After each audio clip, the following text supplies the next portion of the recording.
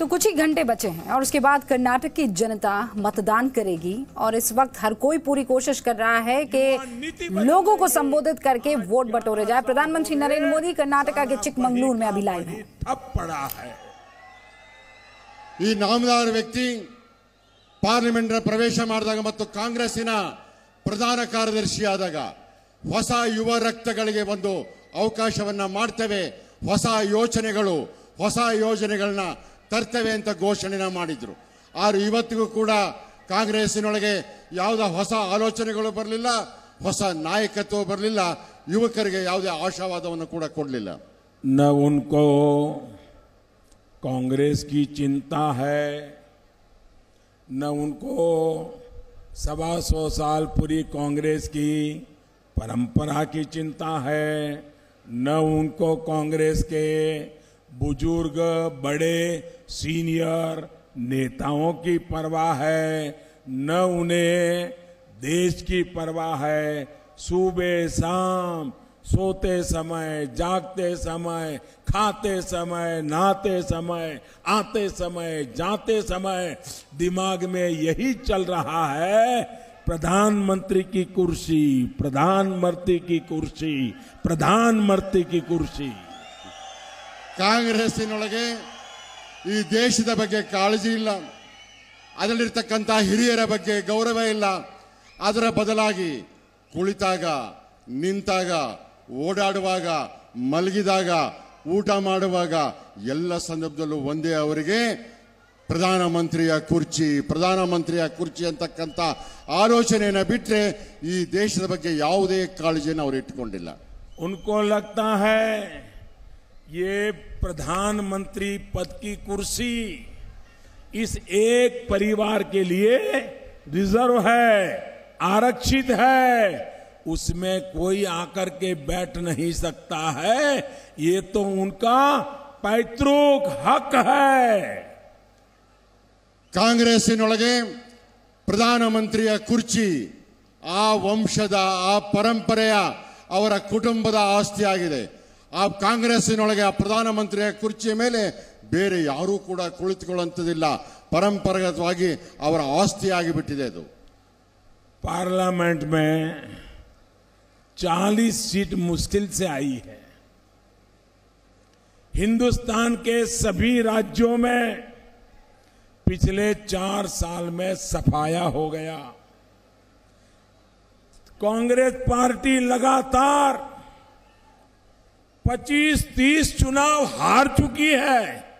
एक के बाद एक राज्य उसके हाथ से गए हैं, लेकिन उनका अहंकार देखो. ये नामदार का अहंकार 7वें आसमान पर है कि वो यहां आकर के प्रधानमंत्री बन जाऊंगा 2019 में. ये अहंकार नहीं है तो क्या है.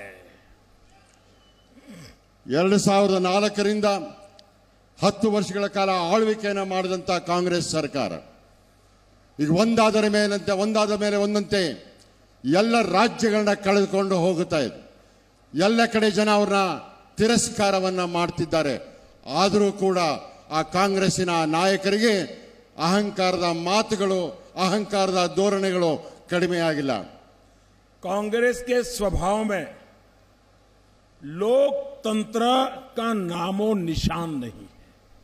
इस परिवार में तो दूर दूर तक भी लोकतंत्र से कोई लेना देना नहीं है, और इसलिए लोकतंत्र की हर बात को नकारने के, इनकार करने के वो मौके ढूंढते रहते हैं.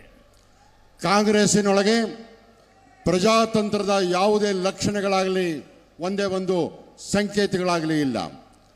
ಅದರ ನಾಯಕರ ಮನೆಯೊಳಗಂತೂ ಸಂಪೂರ್ಣ ಅದು ಕಾಂಗ್ರೆಸ್ ಅಂದ್ರೆ ಒಂದು ಕುಟುಂಬ. ಅದು ಪ್ರತಿಯೊಂದು ಸಂದರ್ಭದಲ್ಲೂ ಕೂಡ ತನ್ನ ಕುಟುಂಬಕ್ಕೋಸ್ಕರ, ತನ್ನ ಸಂತತಿಗೋಸ್ಕರ ಅಧಿಕಾರವನ್ನು ಗಳಿಕೆ ಮಾಡುವಂತ ಪ್ರಯತ್ನವನ್ನ ಮಾಡ್ತದೆ.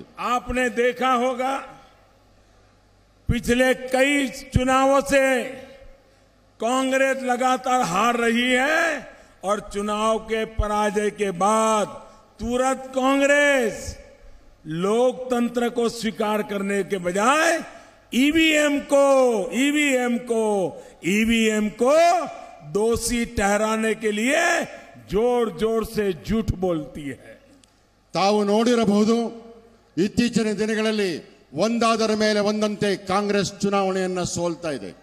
ಆ ಸೋತಂತ ಸಂದರ್ಭದಲ್ಲಿ ಪ್ರಜಾತಂತ್ರ ವ್ಯವಸ್ಥೆಯೊಳಗೆ ಸೋಲನ್ನ ಒಪ್ಪಿಕೊಳ್ಳೋದರ ಬದಲು ಇಡೀ ಕಾಂಗ್ರೆಸ್ ಇವಿಎಂನ ಮೇಲೆ ಅಂದ್ರೆ ಮತಯಂತ್ರಗಳ ಮೇಲೆ ದೋಷವನ್ನ ಪ್ರಯತ್ನ ಮಾಡ್ತಾ ಇದೆ, ಸೋಲನ್ನ ಒಪ್ಪಿಕೊಳ್ತಾ ಇಲ್ಲ. इलेक्शन कमीशन जैसी महान संस्था, भारत के इलेक्शन कमीशन का आज सारे दुनिया के लोकतांत्रिक देशों में गुणगान होता है, जय जयकार होता है, उनकी निष्पक्षता की गौरव गाथा होती है।